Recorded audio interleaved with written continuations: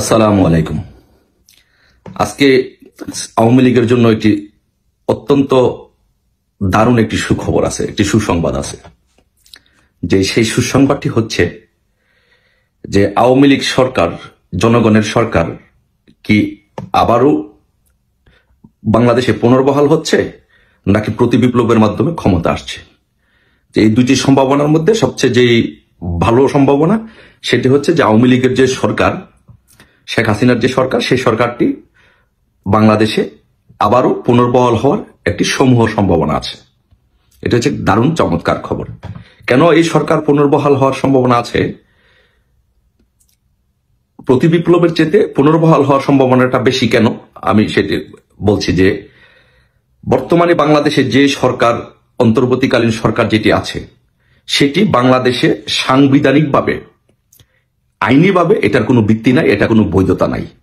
যেহেতু বাংলাদেশ সরকার, বাংলাদেশের যে সংবিধান আছে, সাংবিধানিক কাঠামো আছে, সেই কাঠামোতে অন্তর্বর্তীকালীন সরকার বা এরকম সরকারের কোনো বিধান নেই। তাহলে বর্তমান যে সরকারটি আছে সেটি অসাংবিধানিক এবং অবৈধ সরকার। আর সংবিধানে এও উল্লেখ আছে, যে সংবিধানে স্পষ্টভাবে বলা আছে যে প্রধানমন্ত্রী যদি পদত্যাগ করেন, অথবা প্রধানমন্ত্রীকে যদি পদত্যাগ করানো হয়, অথবা তাকে যদি অপসার যেই প্রক্রিয়াতেই হোক না কেন, বাংলাদেশের নতুন সরকার গঠন হওয়ার আগ পর্যন্ত, নতুন প্রধানমন্ত্রী শপথ গ্রহণ হওয়ার আগ পর্যন্ত আগের প্রধানমন্ত্রী দায়িত্ব পালন করবেন। তার মানে হচ্ছে শেখ হাসিনা এখনো বাংলাদেশের প্রধানমন্ত্রী, এবং যে বাংলাদেশ সরকারের, শেখ হাসিনা যে সরকার ছিল, সেই সরকার এখন বাংলাদেশে পুনর্বহাল আছে। এখন এটি হচ্ছে আইনি ভিত্তি, সাংবিধানিক ভিত্তি, বা এটাকে বাস্তবে রূপ দেওয়ার ক্ষেত্রে এটা কিভাবে সম্ভব হতে পারে, কেন হবে, এটা নিয়ে আসুন আমরা বিশ্লেষণ করি। সো সাম্প্রতিককালে আপনারা একটি জিনিস দেখবেন, লক্ষ্য করবেন যে যেই বিএনপি, জামাত বা নুররা, এরা যে বিরোধী মহল যে ছিল, সেই বিরোধী মহলটি সারা দিন রাত শুধু ভারতের বিরুদ্ধে গুজব, প্রপাগান্ডা, ভারতের বিরুদ্ধে একটা সেন্টিমেন্ট তৈরি করার চেষ্টা করেছিল।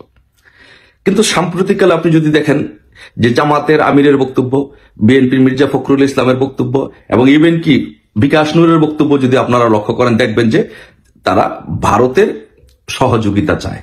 ইভেন সৎখুর ডক্টর ইউনূসও ভারতের সহযোগিতা চায়। তার মানে কি?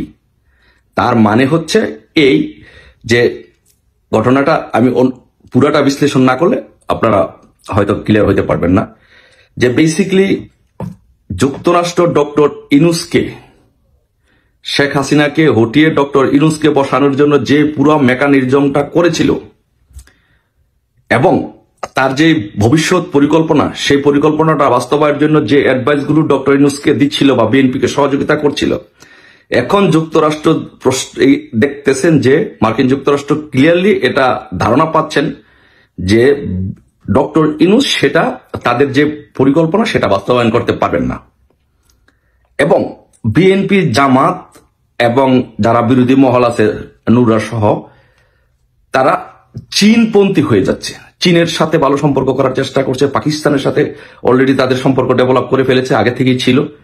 এখন এই বিশ্বের রাজনীতিতে আপনি যদি বিশ্বের পরাশক্তির রাজনীতিগুলো বিশ্লেষণ করবেন, তাহলে যুক্তরাষ্ট্রের প্রধানতম শত্রু হচ্ছে চীন। চীন অলরেডি ডিক্লেয়ার দিয়েছে যে তারা বিশ্বের নাম্বার 1 পরাশক্তি,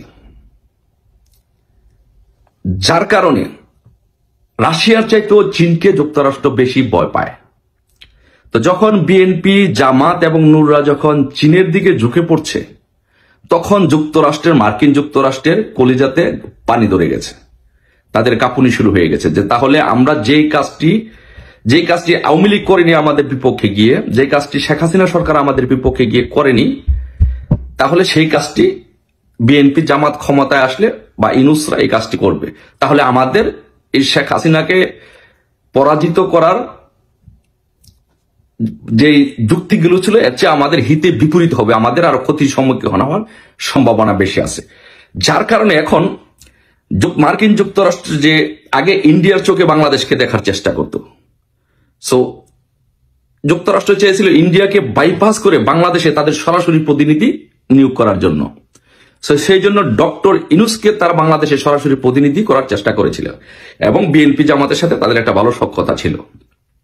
কিন্তু এখন তাদের এই আচার আচরণে বিএনপি জামাতের ভারতের বিরোধিতা করতে গিয়ে তারা পাকিস্তানের দিকে ঝুঁকে পড়েছে, তারা পাকিস্তান এবং চীনের দিকে ঝুঁকে পড়েছে, যেটি যুক্তরাষ্ট্র কখনো ভালোভাবে নিতে পারেননি। এখন বিএনপি জামাত এবং নুররা উভয় সংকটে পড়েছে। এখন তারা আর ভারতের বিরোধিতা করতে পারছে না, কারণ মার্কিন যুক্তরাষ্ট্র থেকে তাদের কাছে সরাসরি একটি বার্তা দিয়ে দেওয়া হয়েছে যে আমরা চীনের ইনভলভমেন্ট, বাংলাদেশে চীনের ইনভলভমেন্ট কোনোভাবেই সেটা আমরা বরদাস্ত করব না। যার জন্য এখন তারা বাধ্য হয়ে ভারতের সাথে তাদের সম্পর্ক ডেভেলপ করার চেষ্টা করছে। কিন্তু এটা কি সম্ভব? এটা কি কখনো সম্ভব? সম্ভব না, কারণ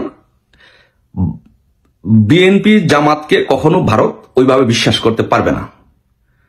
কারণ তাদের যে 7 সিস্টার আছে, যদি বিএনপি জামাত ক্ষমতায় আসে তাহলে তাদের 7 সিস্টার নিয়ে চীন ইন্ডিয়ার সাথে খেলবে, তাহলে ইন্ডিয়া একটা হুমকির মুখে পড়ে যাবে।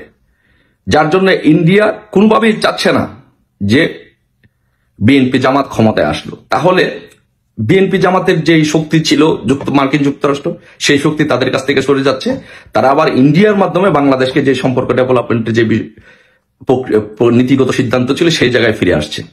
তো তাহলে এখন বেসিক্যালি এই পুরা আন্দোলনটা এবং শেখ হাসিনাকে হটানোর যে আন্দোলন, এটার ডিজাইনটা করা হয়েছিল মার্কিন যুক্তরাষ্ট্রের মাধ্যমে ডক্টর ইউনূসকে দিয়ে এবং বিএনপি জামাত এবং ছাত্রদেরকে দিয়ে সেটা বাস্তবায়ন করা হয়েছে। তো এখন যদি মার্কিন যুক্তরাষ্ট্র যদি এখান থেকে সরে যায় আর ইন্ডিয়া যদি আওয়ামী লীগের পক্ষে থাকে বা বাংলাদেশের জনগণের পক্ষে আগের মতো থাকে, যেমন 71 সালে যে ভূমিকা নিয়েছিল, তাহলে খুব শীঘ্রই বাংলাদেশে ইনশাল্লাহ আওয়ামী লীগের যে সরকার ছিল, যে সাংবিধানিক সরকার ছিল, এটার এখনো সাংবিধানিক ভিত্তি আছে, তাহলে সেই সরকারটি বাংলাদেশে অচিরেই পুনর্বহাল হবে, অথবা একটি প্রতি বিপ্লবের মাধ্যমে হতে পারে। বাট বাংলাদেশের যে সরকার ছিল, যে সরকার এখনো আছে, বর্তমানে শেখ হাসিনা এখনো বাংলাদেশের প্রধানমন্ত্রী, যে পার্লামেন্ট ছিল, পার্লামেন্টের সকল সংসদ সদস্য এখনো সংসদ সদস্য। তো এই সরকারটি বাংলাদেশে যে কোনো মুহূর্তে ইনশাল্লাহ পুনর্বহাল হতে পারে। এটি হচ্ছে আওয়ামী লীগের জন্য চরম মানে অসাধারণ একটি সুসংবাদ। আর আরেকটি কথা বলতে চাই যে বাংলাদেশে আওয়ামী লীগ সরকার পুনর্বহাল হলো, দ্যাটস ফাইন, এভরিথিং হলো, তাতে আমাদের থেমে থাকলে হবে না।